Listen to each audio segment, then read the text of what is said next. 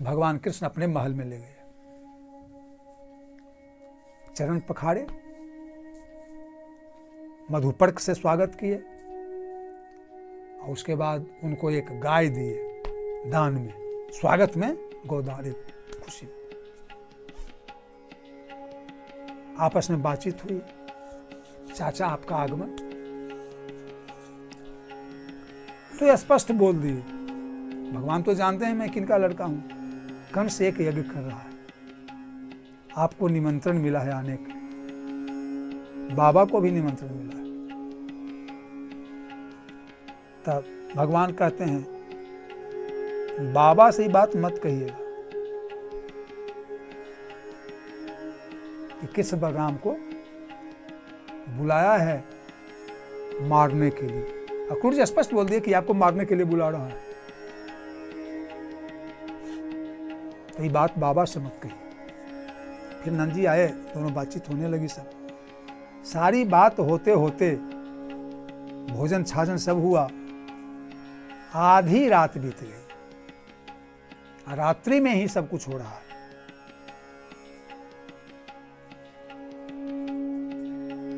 वही है, नंद बाबा को कहना पड़ा इनको कि पहले तो ये थोड़ा आसानी से नरम से पेश आए। नंद राय जी कंस एक यज्ञ कर रहा है, और रोहिणी जी भी घर में थी, वसुदेव जी की पत्नी बड़ी, देवकी से बड़ी, यज्ञ कर रहा है, यज्ञ में आपको निमंत्रण मिला है, और कृष्ण बलराम को भी बुलाया है, और आपकी सारी प्रजा को, आपके गांव के जितने लोग हैं सबको बुलाया है। और रोहिणी जी खड़ी थी वहीं पर। रोहिणी ने कहा अक्रूर जी, कंस और यज्ञ मेल तो नहीं खा रहा,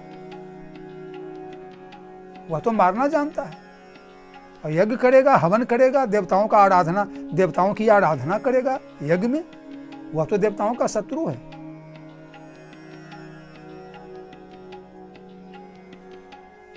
यज्ञ कैसे करेगा, हमारी समझ में नहीं आता।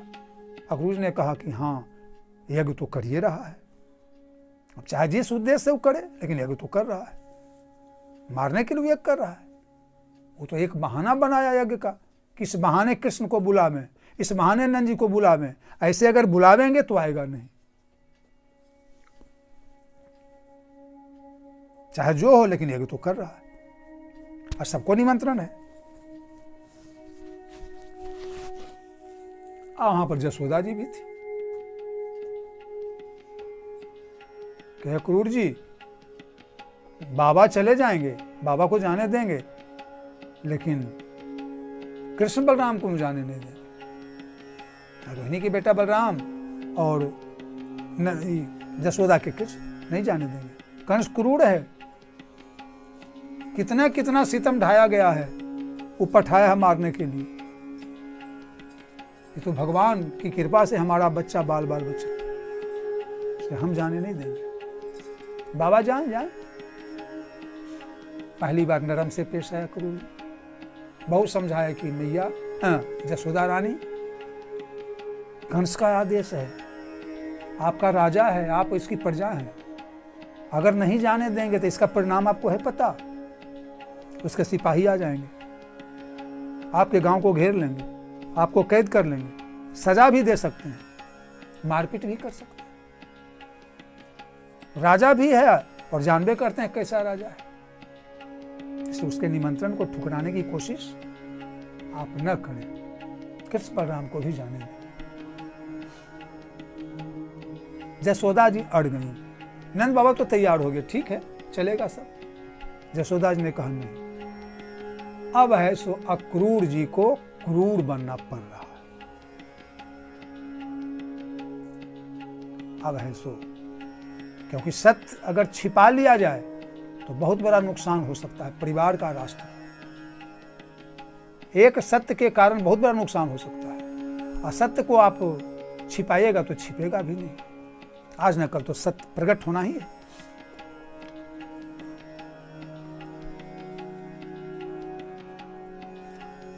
सत्य को परेशान आप कर सकते हैं, पराजित नहीं कर सकते। परेशान तो होगा, सत्यवादी को परेशान राजा हरिश्चंद्र को सब कुछ बेच देना पड़ा, पत्नी, बेटा, राज, लेकिन साबित हो गया, सब वापस आ गए।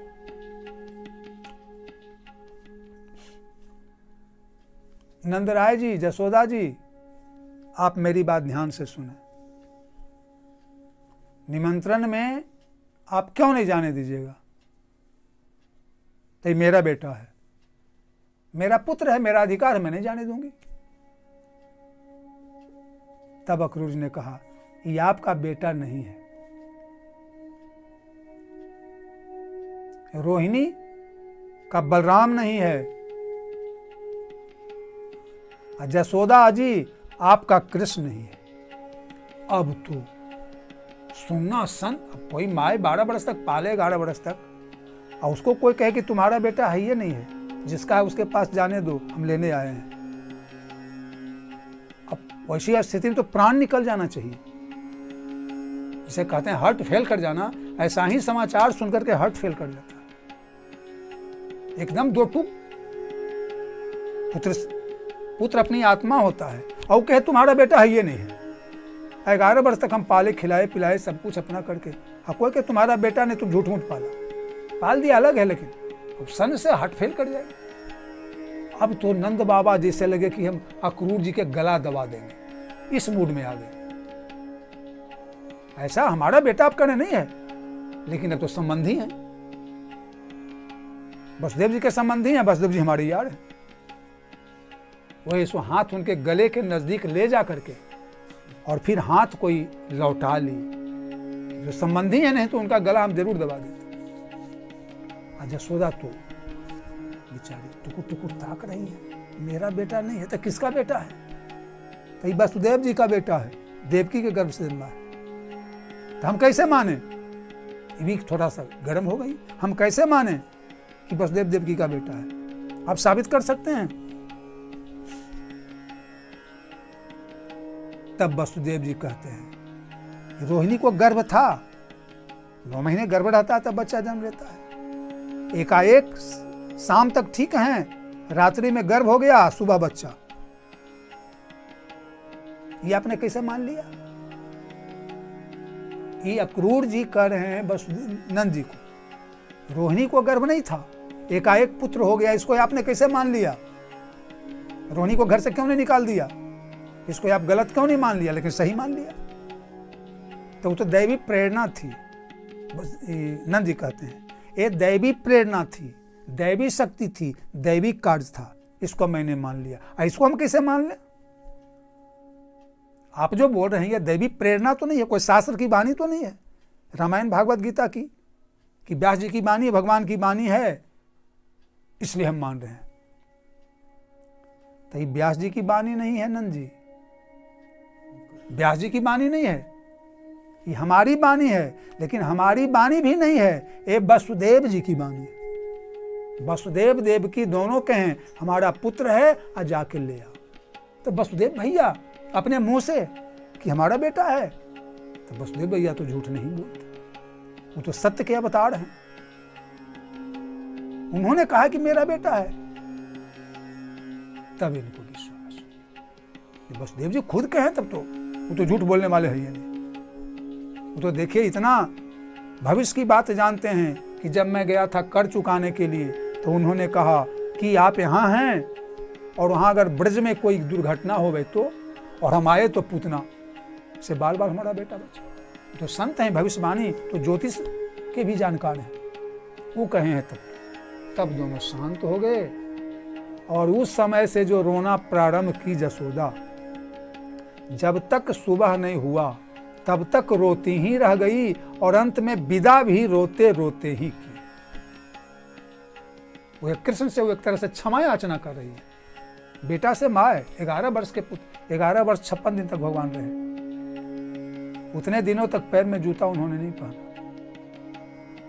उतने दिनों तक सिला हुआ कपड़ा, दर्जी के द्वारा सिला हुआ कपड़ा उन्होंने नहीं पहना। पैर में जूता नहीं, सिला हुआ कपड़ा नहीं।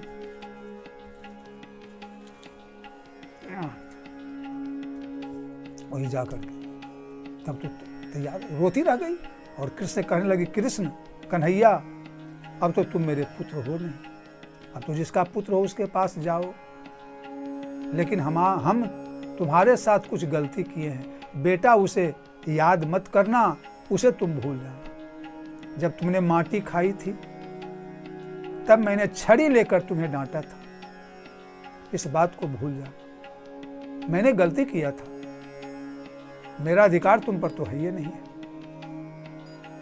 इसलिए मैंने गलती की थी उसे क्षमा कर देना। दूसरे, जब तूने गोपियों का माखन खाया था और गोपियां शिकायत लेके आई थी, तो उस शिकायत से परेशान होकर मैंने तुम्हें उखल में बांधा था, उखल में बांधा था। बेटा इसको भी तुम भूल जाना, यानी हमारे अपराधों को तुम भूल जाना। किसने छड़ी उठाई थी मिट्टी खाने के समय और उखल से बांधा था माखन चुराने के समय, और रोते रोते सुबह हो गया। क्या क्रियाक्रम करेगी, क्या नित्य क्रियाक्रम करेगी। अब अपना कोई पुत्र अपना जान के पाले और कोई अपना ले जा रहा है, ये तो मौत, ये तो आदमी सोचेगा कि मौत हो जाए कि दृश्य में नहीं देखूं, आई बात को फील अनुभव नहीं करूं। वही है सुबह हुआ, अक्रूर जी नित्य क्रिया से निवृत्त हुए, रथ को जोते, नंद बाबा अपने चले और भी ग्वाल बाल के साथ मटका वगैरह लेकर के दही दूध का छकड़ा पर चले, और जसोदा रो रो करके कृष्ण जी को विदा कर रही है। बेटा अब जाओ, मेरा तुम है ये नहीं, अब तुम पर मेरा अधिकार नहीं, मैं रोक नहीं सकती हूँ। अब इतना ही कहती हूँ कि जो तुम्हारे साथ मैंने छड़ी का व्यवहार किया, उखल बंधन किया, उसे तुम भूल जाना। भगवान ने कहा मैया, हम तो वसुदेव देवकी को नहीं देखे, हम तो नहीं देखे, उन्होंने जन्म दिया, उन्होंने पाला। मैं तो जानता हूं तुम्ही को, जब से मुझे होश हुआ, जब से मैंने आंखें खोली, तो हम तो तुम्हें पाया। तुम ही मेरी मैया हो, आई बाबा मेरे पिता हैं। हम तुम्हारी गलती को क्षमा क्या करें, तुम्हारी गलती है ही नहीं। मैंने माटी खाई, तुमने छड़ी उठाई, ठीक किया। हमने माखन चुराया, तुमने उखली में बांधा, ठीक किया। बेटा पर तुम शासन करती ही है, मैं तुम्हें क्षमा क्यों करूं, तुम तो मेरी मैया है, और तुम ही तो मेरी मैया है। मैंने उस माँ को कहाँ देखा, उस माँ ने मुझे कब दूध पिलाया, उस माँ ने कब मुझे माखन खिलाया, पिता को भी मैंने देखा। इसलिए मेरी मैया तुम हो, मेरे बाबा ही। इसमें न क्षमा का प्रश्न है और न इसमें रोने का प्रश्न है। भगवान भी उचित जवाब दिए, लेकिन मैया की आंखों से आंसू की धार जो बहने लगी, वो धार बहती ही रही। नंद जी, अक्रूर जी नित्य क्रिया करके सवार हुए। कंस का आदेश था सुबह लेके आना। अब 3 दिन उसकी आयु है, 3रा दिन मारा जाए। वही सवार हुए, नंद बाबा तो चल दिए, कृष्ण बलराम भी सवार हो गए। ये भी अपना नित्य क्रिया करके तैयार करके